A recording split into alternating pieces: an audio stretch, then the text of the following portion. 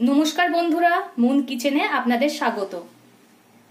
आमार चैनेले नतून हये थाकले चैनेलटिके सबस्क्राइब करे देबेन एबं पाशे थाका बेल आइकनटिके प्रेस करे नोटिफिकेशन अल करे देबेन जाते आमार तैरि करा भिडियो सबार प्रथमे आपनादेर काछे पौंछे जेते पारे। एटा हच्छे काँठालेर बीजेर एकटा दुर्दान्त रेसिपि। এই রেসিপিটা আপনারা বাড়িতে বানিয়ে দেখবেন, খুবই সুন্দর হয় খেতে। একবার খেলে মাছ মাংস বাদ দিয়ে এটা আপনাদের খেতে ইচ্ছা করবে, এত দারুণ হয় এটা খেতে। কথা না বাড়িয়ে এই রেসিপিটা কেমন ভাবে বানাতে হয় সেটা দেখে নিই। এখানে আমি নিয়ে নিয়েছি 3টে বড় সাইজের আলু, খোলা ছাড়িয়ে এমন ভাবে গোটা গোটা করে কেটে, আর নিয়ে নিয়েছি কাঁঠালের দানা, 2টো টমেটো কুচিয়ে নিয়েছি, 2টো বড় সাইজের পেঁয়াজ এরকম ছোট ছোট করে কুচিয়ে নিয়েছি, নিয়েছি রসুন বাটা, আদা বাটা আর কাঁচা লঙ্কা। এখানে 20টা মতো কাঁঠালের দানা নিয়েছি। এই কাঁঠালের দানাগুলোকে এই এমন ভাবে, এই যে দিকটায় মুখ এরকম ছোট থাকে সেই দিকটাকে ভালোভাবে এমন ভাবে কেটে নিতে হবে, তাহলে তাড়াতাড়ি খোলাটা উঠে যাবে। নিতে হবে এই উপরে সাদা যে খোলাটা থাকে এই খোলাগুলোকে বাদ দিয়ে দিতে হবে। দেখুন এই মুখটা এরকম ভাবে বাদ দিলে কত সহজে খোলাগুলো উঠে যায়। এই দেখুন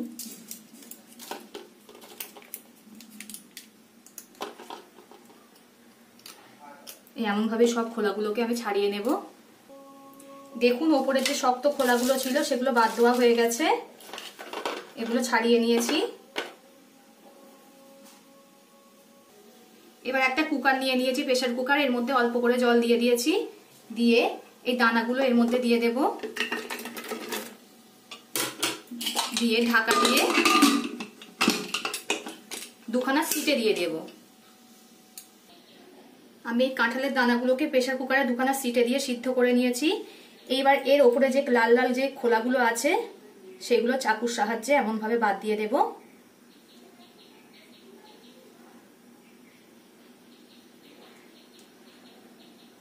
এমন করে সবগুলোই বাদ দিয়ে দেব। দেখুন একটু এমন ভাবে টানলেই উঠে আসছে।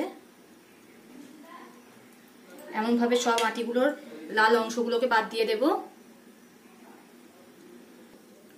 উপরের লাল খোলাগুলোকে আমি সব বাদ দিয়ে নিয়েছি।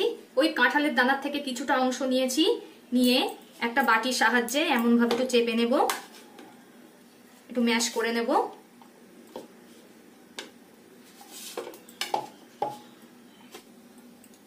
আমার ম্যাশ করা হয়ে গেছে। দেখুন ওর থেকে কিছুটা অংশ নিয়ে আমি ম্যাশ করে নিয়েছি। একটা কড়া গরম হতে বসিয়ে দিয়েছিলাম, ওতে দিয়ে দেব সর্ষের তেল।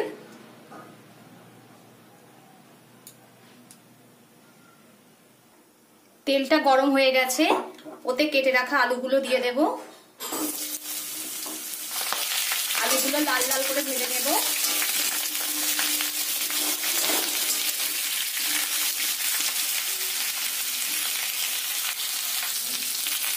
আলু ভাজার সময় এতে অল্প করে লবণ দিয়ে দিলাম,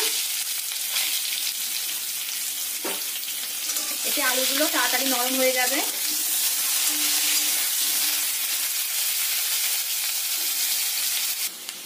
আলুগুলো আমার ভাজা হয়ে গেছে, এবার আলুগুলোকে তুলে নেব।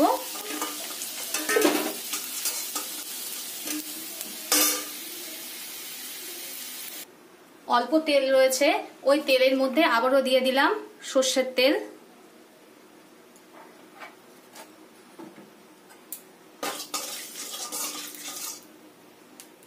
তেলটা গরম হয়ে গেছে, ওতে দিয়ে দেব যে সিদ্ধ করে রাখা যে কাঁঠালের আটিগুলো ছিল সেগুলো দিয়ে দেব। দিয়ে ভালো করে ভাজা ভাজা করে নিতে হবে। সময় ম্যাশ করে রাখা যে কাঁঠালের আটিগুলো রয়েছে ওগুলো এখন দেওয়া যাবে না, ওগুলো দিলে পুড়ে যেতে পারে, ওগুলো পরে দেবো। ভালো করে ভাজা ভাজা করে নেব। এগুলো আমার ভাজা ভাজা হয়ে গেছে। যে ম্যাশ করে রাখা যে কাঁঠালের আটিগুলো ছিল সেগুলো এবার এতে দিয়ে দেব।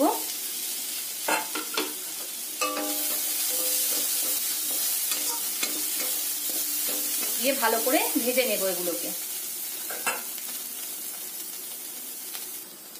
আমার সব ভাজা হয়ে গেছে, আমি এবার এগুলোকে নামিয়ে নেব।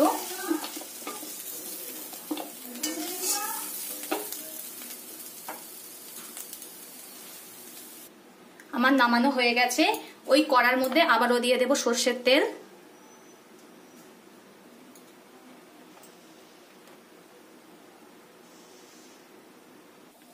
তেলটা গরম হয়ে গেছে, ওই তেলের মধ্যে দিয়ে দেবো একটা শুকনো লঙ্কা ফোড়ন, একটু ডালচিনি আর একটা তেজপাতা।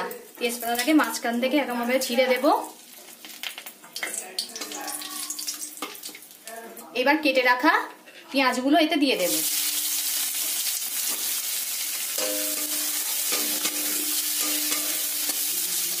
পেঁয়াজগুলো ভালো করে লাল লাল করে ভেজে নিতে হবে। পেঁয়াজটা আমার ভাজা ভাজা হয়ে গেছে, ওতে দিয়ে দেব কেটে রাখা টমেটো।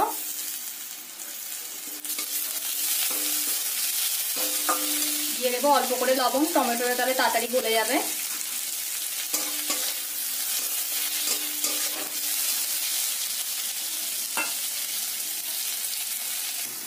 টমেটোটা গলে গেছে, এই সময় দিয়ে দিতে হবে রসুন বাটা।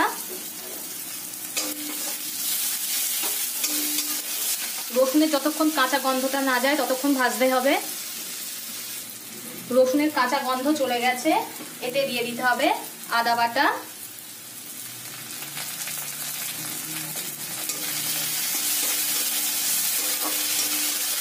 পেঁয়াজ আদা রসুন ভালো করে ভাজা হয়ে গেছে, এতে দিয়ে দেব ছোট চামচের হাফ চামচের একটু বেশি ধনে গুঁড়ো, দিয়ে দেব হাফ চামচ জিরে গুঁড়ো,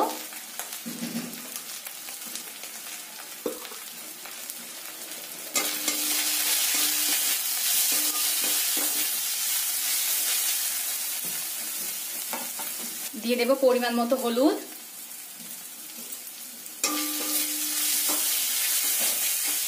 সব মশলাগুলো আমার ভাজা হয়ে গেছে, এতে দিয়ে দেব অল্প করে জল, যাতে মশলাগুলো পুড়ে না যায়।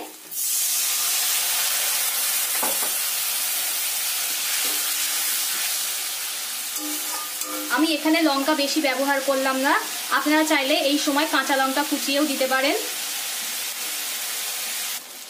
এতে দিয়ে দেব হাফ চামচ পরিমাণ কাশ্মীরি লঙ্কা গুঁড়ো।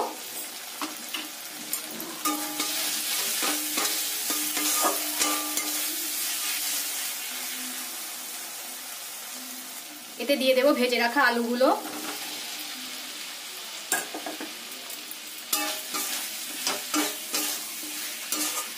দিয়ে দেব স্বাদ মতো লবণ।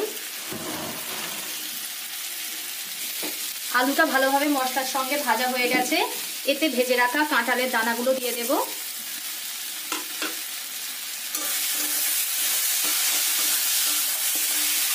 দিয়ে আবারও ভালো করে ভেজে নেব। আমার সবকিছু মশলার সঙ্গে ভাজা হয়ে গেছে, এতে দিয়ে দেব পরিমাণ মতো জল।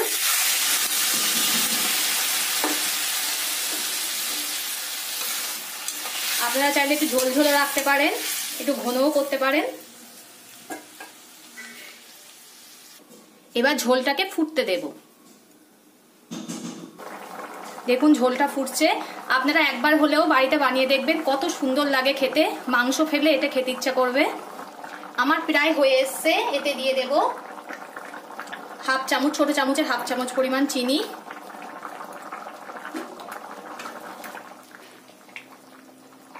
আমার হয়ে গেছে, এবার নামিয়ে নেব। নামানোর আগে দিয়ে দেব ছোট চামচের হাফ চামচ পরিমাণ গরম মশলা গুঁড়ো। এটা আমার বাড়িতে বানানো গরম মশলা।